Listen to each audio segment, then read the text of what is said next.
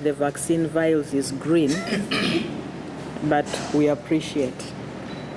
It is my pleasure to welcome you all to this very important event in our journey to eliminate and eventually eradicate malaria from Uganda.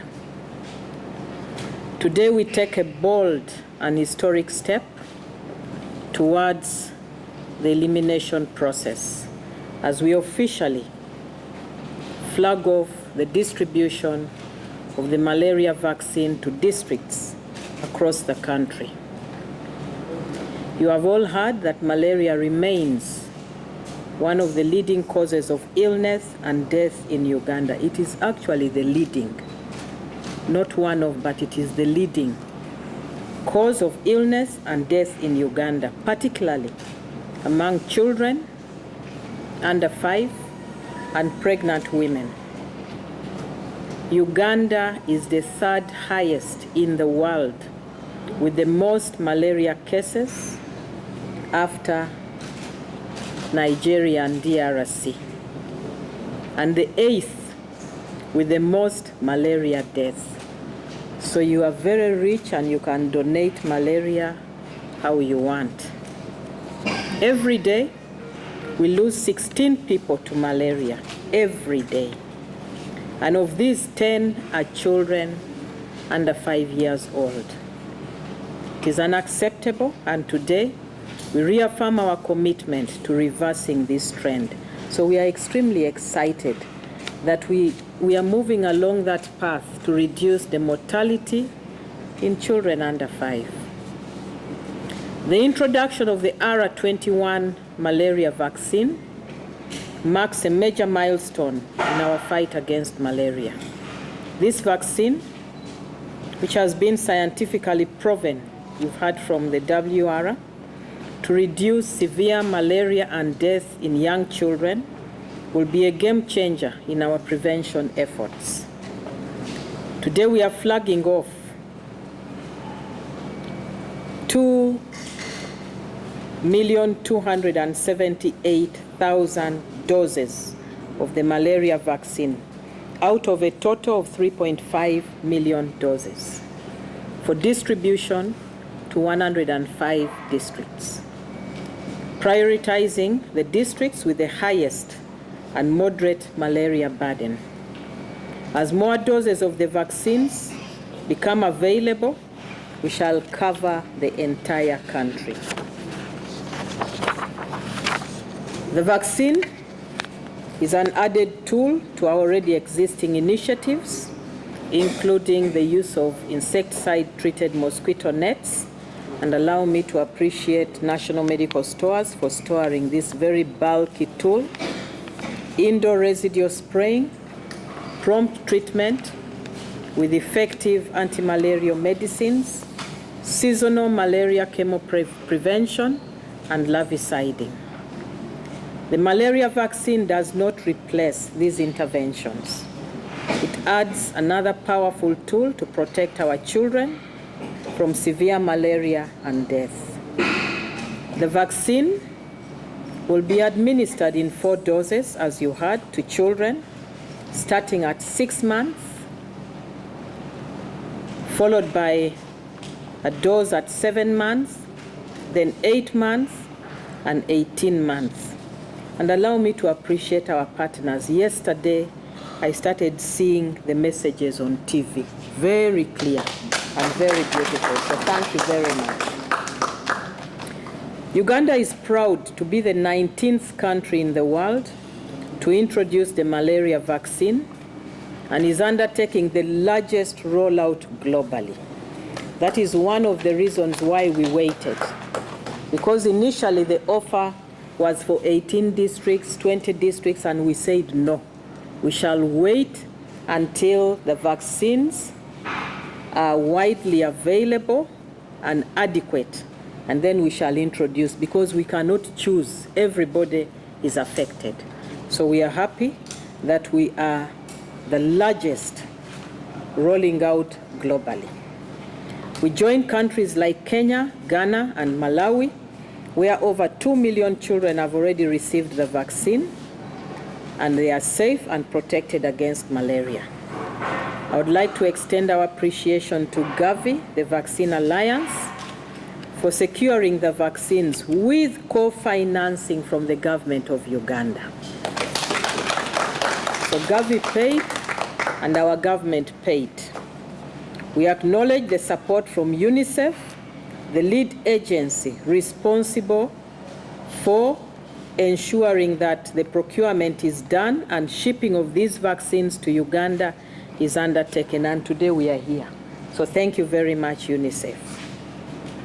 We also want to appreciate and thank the World Health Organization for the technical support in ensuring that Uganda receives very safe vaccines, but also a successful rollout. We also recognize the invaluable support from other partners who have worked tirelessly to make this initiative a reality. We have CHAI here, we have PATH here. We want to appreciate you for ensuring that our cold chain up to the village level is functional, reliable, and whenever there is a challenge, we replace it on time. Of course, with National Medical Stores taking the lead. Your commitment to Uganda's immunization and malaria control efforts have been instrumental in making this moment possible. I want to thank the National Medical Stores for ensuring safe handling, storage, and we implore you to ensure that the vaccines are distributed in a timely manner to the districts. You have heard that we are launching in April. I don't recall the date, but you're all welcome to one of the districts with the highest burden of malaria, the highest number of mosquito bites in the world, and that is Apache. So you are all welcome to Apache. Come prepared. The mosquitoes will not bite you, but we shall be celebrating another step in our fight. I urge all our health workers to sensitize communities and ensure that children under 5 receive the vaccine as part of their routine immunization. To our parents and caregivers, I urge you to take advantage of this opportunity. The malaria vaccine, as you heard from the WR, is safe, it is effective, it is efficacious, and it is free of charge. It is free of charge. The costs have already been catered for by Gavi, Government of Uganda, and partners. So nobody should pay for a malaria vaccine. Not for the first dose, not the second, not the third, and not the fourth. It is free of charge. By ensuring that our children receive all 4 doses, we are significantly reducing malaria-related deaths and protecting their future, but also protecting our families from catastrophic expenditures which throw them into poverty. Therefore, this initiative will enhance socio-economic development in our country. Children will be able to go to school, and the parents will be able to go and do their work. So as we launch this life-saving intervention that will be in Apache, let us commit to working together to ensure a malaria-free Uganda, which begins with you. And when I say it begins with you, I'm not saying wait for the vaccine. What I'm saying is you need to begin to undertake measures that help to prevent. Clear the bushes around your home, remove stagnant water, ensure you sleep under an insecticide-treated net. When we come to carry out indoor residue spraying for those particular districts, accept and don't resist. When we are doing larviciding support, when you're sick, please report to the nearest health facility on time. Don't come when you are very sick. You report on time, medicines are available, and National Medical Stores supplies on time and replenishes on time. So we are not short of anti-malarials.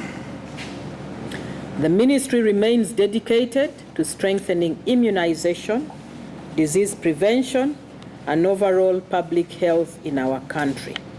And the program manager of UNEPI, please wave so that you are seen, is committed to ensuring that we achieve 95% coverage, 95%, with the support of the program manager malaria, who is committed to ensuring that we eliminate and eradicate. Look up so that we see you. You know, when you are committed, you look up and you are firm. Okay? So I think I will flag off from there. Allow me to say a big thank you to National Medical Stores for hosting us here today, for receiving the vaccines. I know you're going to store it very well. I don't have any doubt. I will sleep overnight. I will not stay awake, and you will get it to the districts on time. So my duty will only be to call our partners and say, we are ready, please facilitate the rollout. Thank you, and God bless you all. Thank you very much, Honorable Minister, for those words and encouragement, and I think we can all appreciate that we're moving in the